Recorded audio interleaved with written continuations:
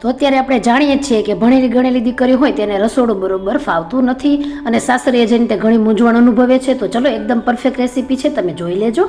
તો 120 ગ્રામ જેટલા મેં ચોખા લીધા છે અને તેને 2 પાણી વડે વોશ કરવા ખૂબ જરૂરી છે, જેથી તેમાં કંઈ પણ ગંદકી કે ડોળ રહેલો હોય તે નીકળી જાય.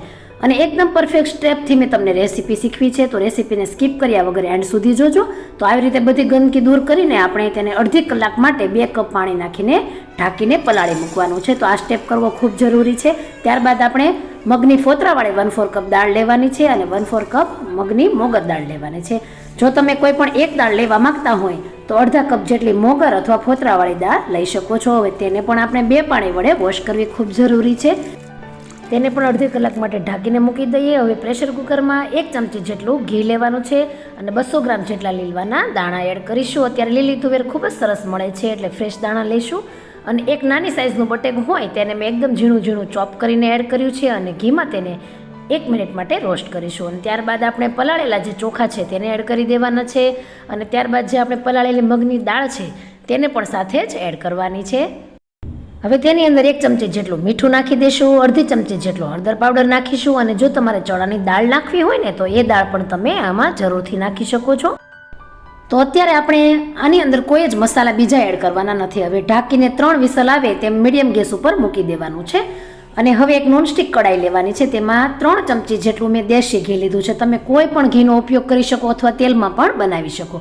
હવે ઘી ગરમ થાય એટલે 1 ચમચી જીરું નાખીશું, 1/4 ટીસ્પૂન જેટલી હિંગ નાખીશું, 1 ચમચી જેટલો ગરમ મસાલો નાખીશું અને ગરમ મસાલો મેં સ્પાઇરનનો લીધો છે. અને આપણે 10 મીઠા લીમડાના પાન નાખીશું. 10 કાજુને મેં ફાડામાં કટ કર્યા છે તે નાખી દઈશું. હવે આ બધું જ આપણે 4 થી 5 સેકન્ડ માટે સ્લો ગેસ પર રોસ્ટ કરીશું. અને ત્યાર પછી મેં એક મોટી સાઇઝનું, બહુ કાચું પણ નહીં અને બહુ પાકું પણ નહીં એવું ટમેટું લીધું છે અને તેને મેં એકદમ બારીક ચોપ કર્યું છે. તેને આપણે આ મસાલાની અંદર એડ કરી દઈશું. જો આવું ખટમીઠું ટમેટું લઈએ ને તો આ લીલવા ખીચડીનો ટેસ્ટ ખૂબ જ સરસ આવશે. તો ઘણીવાર દીકરીઓ સ્ટડી કરીને સીધી મેરેજ કરતી હોય છે એટલે સાસરિયામાં ઘણી બધી મૂંઝાતી હોય છે, પરંતુ આવી પરફેક્ટ રેસીપી મળે તો તમારી રેસીપી પણ સરસ થઈ જાય. હવે ટમેટું ચડે છે ને ત્યાં સુધીમાં આપણે ગ્રીન પેસ્ટ બનાવવાની છે. તો મેં એક મોટો આદુનો ટુકડો લીધો છે ને તેને 4 થી 5 સ્લાઇસમાં કટ કર્યો છે. 4 એકદમ તીખી મરચી હોય ને તેવી લઈ લઈશું. અહીં મેં લવિંગિયા મરચાં લીધા છે અને 4 લસણની કળી લીધી છે અને ત્યાં લીલું લસણ મળે છે ને તે લીધું છે. તેનો સફેદ ભાગ અને તેને પાંદડાને પણ મેં કટ કર્યા છે.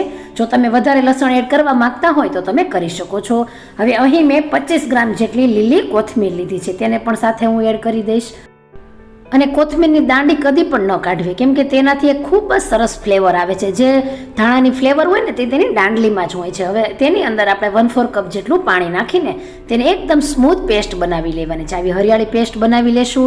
અને જે આપણા ટમેટા કૂક થઈ રહ્યા છે તે એકદમ સરસ સોફ્ટ અને ગળી ગયા છે.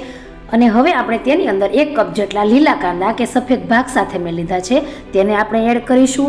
અને આ કાંદાને આપણે ઓવરકુક નથી કરવાના. જો ઓવરકુક કરીએ ને તો ખીચડીનો ગેટઅપ જતો રહે છે. તો હવે આપણે તેને 4 થી 5 જ સેકન્ડ માટે આવી રીતે સેજ મિક્સ કરીને જે આપણી હરિયાળી પેસ્ટ રેડી કરી છે તે નાખી દઈશું અને તેને પણ આપણે મિક્સ કરી લઈશું. અને થોડી વાર માટે તેને આપણે કૂક કરી લઈશું. તો 2 થી 3 મિનિટ માટે જ કૂક કરવાનું છે. તો હવે સાંભળો કે આ કુકરને મેં 1 કલાક જેટલો ટાઈમ જવા દીધો છે. જો આપણે છૂટી ખીચડી ખાવી હોય તો 1 કલાકનો ટાઈમ જવા દેવાનો, તો જ આપણો ભાત એકદમ છૂટો થશે અને ખીચડી આપણી મેશી નહીં થાય. અને તમારા ઘરમાં જો વડીલો છે ને એને ઢીલી ખીચડી વધારે ગમે, તો આવી ઢીલી ખીચડી ખાવી હોય તો તમારે 1 કલાક જેટલો ટાઈમ જવા દેવાની જરૂર નથી.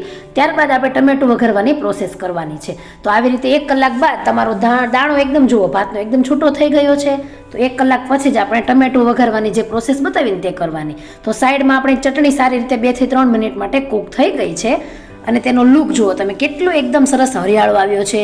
જો તમે ફૂલ લીલા કાંદા અને લસણ ખાતા હોય ને તો મેં જે ક્વોન્ટિટી બતાવી છે ને તેના કરતાં ડબલ નાખજો, તો ટેસ્ટ એકદમ સરસ ઉભરીને આવશે. હવે વઘારની અંદર બધા જ આપણા બફાયેલા રાઈસને એડ કરી દેવાના છે.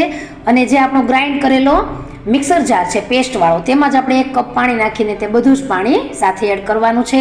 અને ગેસની ફ્લેમ સ્લો રાખીને તેને 5 થી 6 મિનિટ માટે એકદમ સ્લો ગેસ પર કૂક કરવાની છે અને ઢાંકવાનું નથી. આ વાતનું ખાસ ધ્યાન રાખજો. હવે જો 5 થી 6 મિનિટ થઈ જાય છે એટલે ધીમે ધીમે બધું જ પાણી તેમાં એબ્ઝોર્વ થઈ જશે.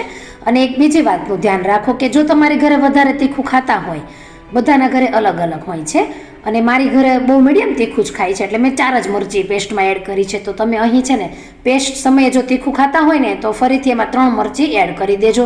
તો એકદમ સરસ સ્પાઇસી તમારી ખીચડી રેડી થઈ જશે. લુક જુઓ ફ્રેન્ડ્સ, હવે કૂક થઈ ગયેલી છે આપણી ખીચડી. તેને સર્વ કરી લઈએ. તો આ ખીચડીને તમે કઢી સાથે પણ સર્વ કરી શકો, એમને પણ ખાઈ શકો અને છાશ સાથે પણ તેને એન્જોય કરી શકો છો. દહીંના રાયતા સાથે પણ ખાઈ શકો છો. અત્યારે શિયાળો છે ને તો એકદમ આવું લીલું લીલું શાકભાજી નાખીને આવી ખીચડી તો બનાવી જ લેવી જોઈએ. અને બાળકોને પણ આપણે આવો જો હેલ્ધી અને એકદમ જ ફ્રેશ ઘરેથી જ આપણે આવો જો ડિનર કે લંચમાં ખીચડીને આપીએ તો બાળકો પણ એકદમ હેલ્ધી, બધા ઘરના સભ્યો પણ એટલા હેલ્ધી અને આવું લીલું લીલું ખાઈને તરો તાજા પણ થઈ જઈએ. અને ખાસ કે સાસરે જતી દીકરીઓને એકદમ મેં પરફેક્ટ રેસીપી આપી છે. તો આ રેસીપી પ્રમાણે તમે પણ લીલવા ખીચડી બનાવીને તમારા સાસરિયાઓને ખુશ કરી દેજો. અને ચેનલને એકવાર જરૂરથી સબસ્ક્રાઇબ કરી ઓલ બટન ઉપર ક્લિક કરજો, જેથી મારી આવી નવી નવી રેસીપી તમારા સુધી રેગ્યુલર પહોંચતી રહે. અને રેસીપી ગમતી હોય તો રેસીપીમાં લાઇક કમેન્ટ આપી તમારા ફ્રેન્ડ સર્કલમાં વધુને વધુ શેર કરો. તો જોવા માટે તમારા બધાનો ખૂબ ખૂબ આભાર માનું છું. આવજો.